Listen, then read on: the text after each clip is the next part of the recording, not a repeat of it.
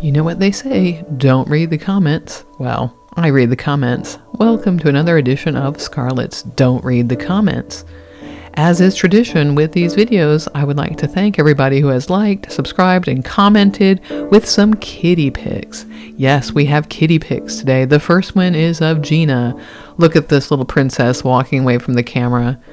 She's worried I'm going to shove a pill down her throat. I also have some action shots today as cats go after their enemy, the string. The first one is Carson batting at the evil string. Then we have Gina, not so afraid of the camera if a string is involved. And the last one is of Susie Q from her little napping spot, enjoying some string time. So there you go. I hope you enjoy these kitty pics. Now for the comments.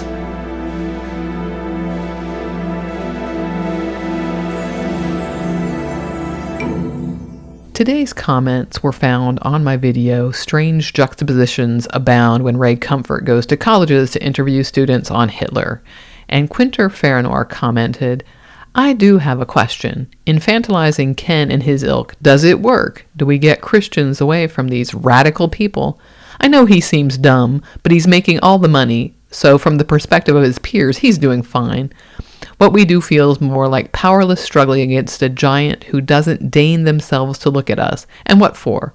What I see is that we make fun of apologists and debunk age-old, long-debunked stuff, and they can't do anything new. I think we need to step up our game a bit, so they have to try and evolve too. All right, so I asked for some clarification from Quinter. I asked, what do you suggest? Having seen really smart, articulate people explain science, atheism, morality, etc. to people like Comfort, Hovind, Slick, and others, I don't think these are people who have any desire to understand these topics. They make money from their dumb apologetics. Their followers probably can't hear what is meant either. They would have to be open to something different than confirming their narrative.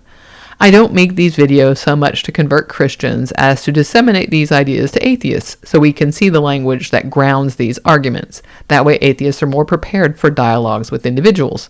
And I think this is an important thing. I think as atheists, sometimes if we're not keeping up with the language of people like apologists, when Christians come toward us, we might have no clue what they're talking about, where they're coming from. So sometimes it's nice just to be prepared with what do these arguments sound like, how do these people talk, what's the specific vocabulary, etc., etc.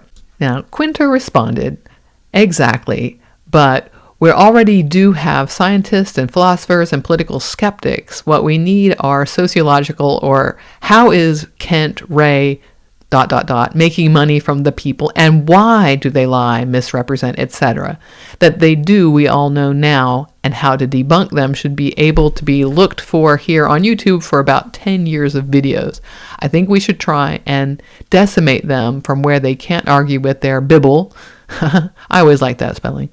Where they have to make up apologetics for themselves. We have to deconstruct Ken, Ray, Kent in terms of how and why they lie, why they repeat age-old arguments, how and why those changed in modern day, or why they didn't change all that much.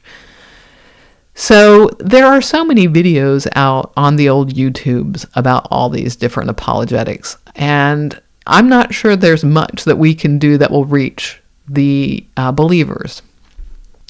I'm not sure it's much of a mystery how these apologists make money. First of all, they have organized nonprofits where you can donate.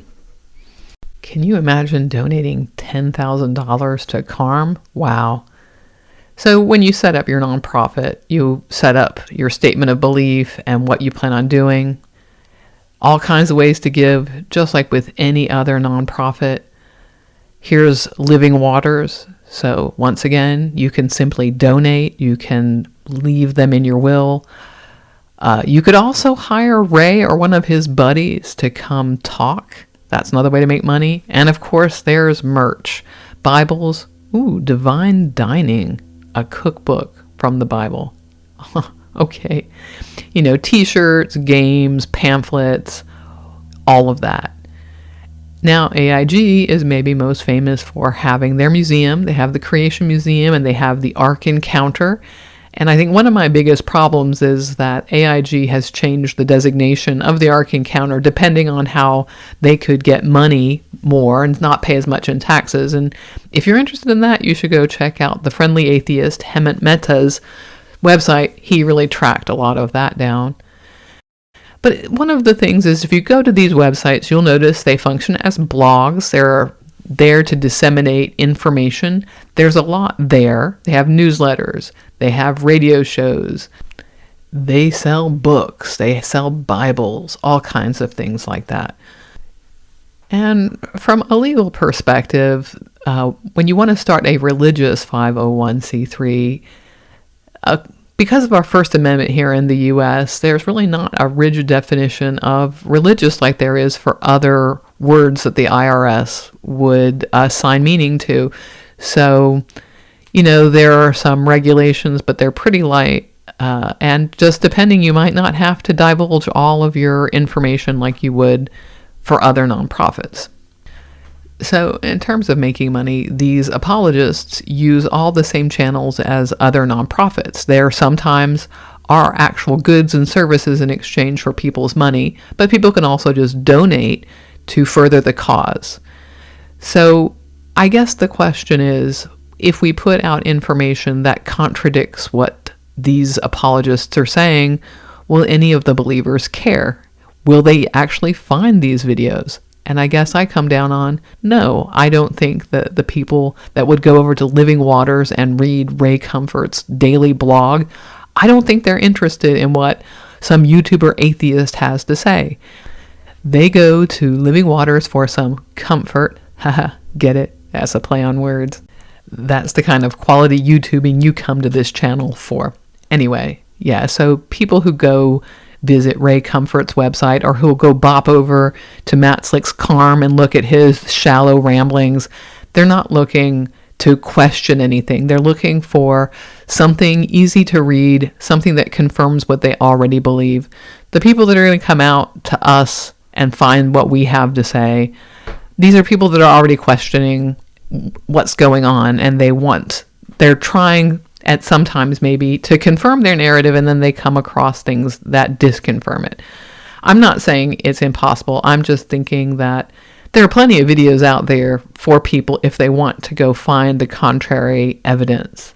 But I don't think they're going to. I'm not sure that there's anything that we could put out that would actually sink these kinds of apologists. They have a following. The following may not even come onto YouTube, so I don't know. What about the science, you ask? Haven't all of these people gone out and said dumb stuff about evolution and Big Bang cosmology and pretty much everything? And yes, I think they have. I think they've been proven wrong over and over again. I think in discussions and debates to their face, different people who are very scientifically literate have explained why they're wrong on all of these facts.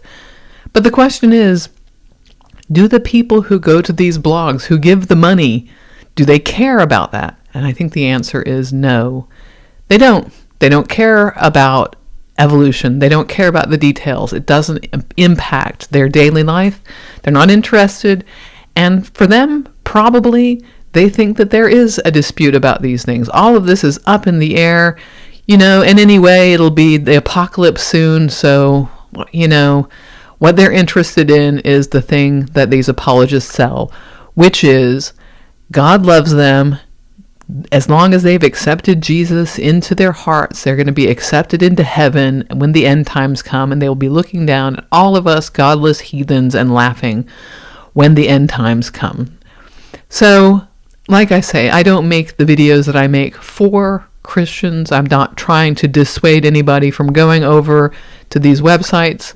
Unfortunately, you can still be dumb. It's not illegal to be dumb. You can give money to all kinds of efforts. So anyway, as I say, I make the videos because I find them interesting. I find it interesting to consider the arguments. I think it's interesting to disseminate these ideas so that people know what's going on. But I don't really count on the apologist ever taking a step back and considering that maybe this isn't the way to go about things, that maybe they've been wrong, maybe they should be looking at reality. But the word shameless comes to mind. Anyway, that's what I have for you today. It's a pretty short one. To lead us out, here is Alex the cat to thank everybody who has bought me a coffee. What do you think about this topic of the apologists? You can write a comment down below, and while you're down there, you can like and subscribe and do all the YouTube stuff. You're on YouTube, you know what to do, and if you like what I do, you can buy me a coffee. I'll see you in the next one. Bye for now.